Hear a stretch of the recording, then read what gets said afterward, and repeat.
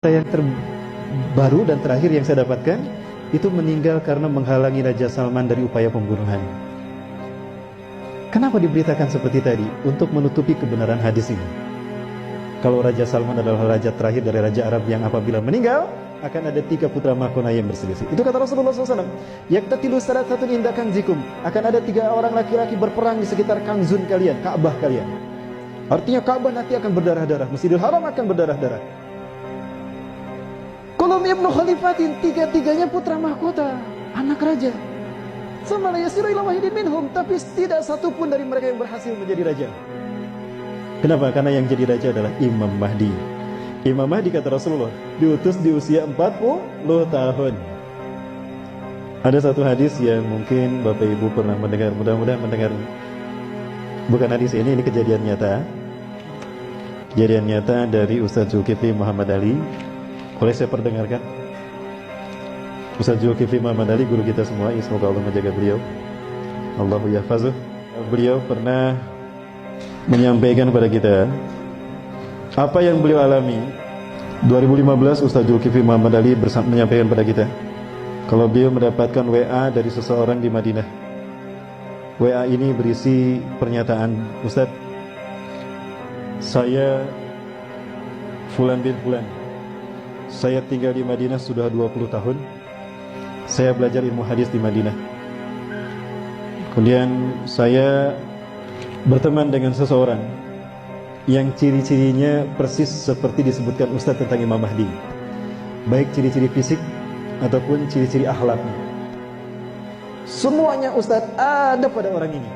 Mulai dari alisnya yang indah, lurus, mulai dari warna kulitnya yang hitam, orang Arab, mulai dari tubuhnya tubuh orang Israel, mulai dari hidungnya yang mancung, aknal anfu, mulai dari bariqas sanaya, mulai dari giginya depannya yang jarang, sampai ada tali lalat di pipi kanan, sampai ada tanda kenabian di punduknya, dan kedua pahanya kecil, sampai detail seperti itu. Aku melihatnya Ustaz, 20 tahun aku berkenalan, berteman dengannya, bersahabat dengannya, dan dia keturunan Rasulullah SAW. Ulama-ulama di Madinah melindungi orang ini.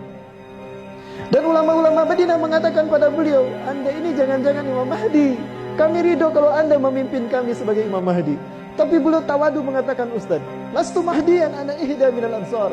Persis seperti apa yang Rasulullah sabdakan. Aku bukan Imam Mahdi. Aku satu dari orang-orang Ansor. Itu nanti ketika dia menolak untuk dibayar. Itu tahun 2015, usianya 35 tahun. 2015, usianya 35 tahun. Sekarang 2019, berarti usianya berapa? 39 tahun. Imam Mahdi dibaiat di usia 40 tahun. Tahun depan usianya berapa? 40 tahun. Apakah betul berarti beliau hari ini beliau berada di Suriah berjihad bersama kaum muslimin? Orang Indonesia ini diajak oleh beliau untuk ke Suriah, tapi beliau menolak. Aku ingin kembali ke Indonesia karena ladang jihadku Indonesia. Artinya beliau melihat Indonesia akan seperti Suriah, maka beliau memilih pindah ke Indonesia. Apakah Indonesia memang akan berdarah-darah, Bapak Ibu? Boleh saya memperlihatkan sesuatu? Baik, Bapak Ibu, saya perlihatkan sesuatu yang mudah-mudahan ini menjadi cambuk bagi kita untuk kita bersungguh-sungguh untuk kembali bertobat kepada Allah SWT. Amin. Baik Bapak Ibu, ini seorang mahasiswa mengajukan pertanyaan kepada saya dengan mengirimkan ini. Bapak Ibu, kita lihat ini. Ini ada darah berceceran dan ini di Ka'bah, samping Ka'bah. Ini rukun Hajar Aswad, betul? Ustaz, kira-kira ini isyarat apa Ustaz? Rasulullah SAW tadi menyebutkan ciri Imam Mahdi diutus apabila terjadi pertikaian sehingga darah tercecer di mata tempat kita tawaf di sekeliling Ka'bah. Setahu kita, Ka'bah ini berbentuk bujur sangkar, betul? Ini disebut rukun Hajar Aswad karena di sini terdapat Hajar Aswad. Rukun itu artinya tiang atau sudut. Disebut rukun Hajar Aswad karena ada Hajar Aswad di sini.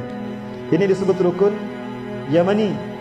Disebut rukun Yamani karena sudutnya mengarah ke Yaman. Yang ini disebut rukun Syami karena mengarah ke Syam, ke Palestina, ke Suriah. Yang ini rukun Iraqi karena mengarah ke Irak.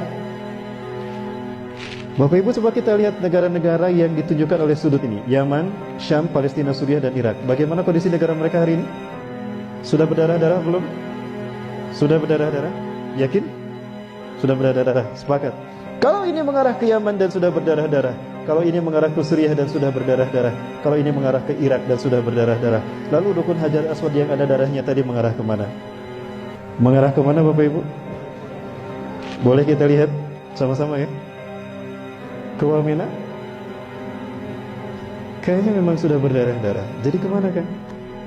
Indonesia. Indonesia. Bapak Ibu tidak terbayang negara kita akan menjadi tempat terjadinya perang dunia ketiga. Lupakah kita kalau Rasulullah pernah bersabda, la ta'tina sa'atu hatta tuqatilu qauman sigaral a'yun juluduhum ahmar zulfal unuf wa wujuhum kal majanil mutraqah. Kiamat tidak akan menimpa kita, melainkan kalian akan berperang, sehingga kalian berperang dengan satu bangsa. Sipit mata mereka, merah kulit mereka, pesek hidung mereka, dan lebar wajah mereka. Bangsa mana Bapak Ibu? Bangsa mana? Sudah datang belum ke negara kita? Berarti memang kita akan berdarah-darah.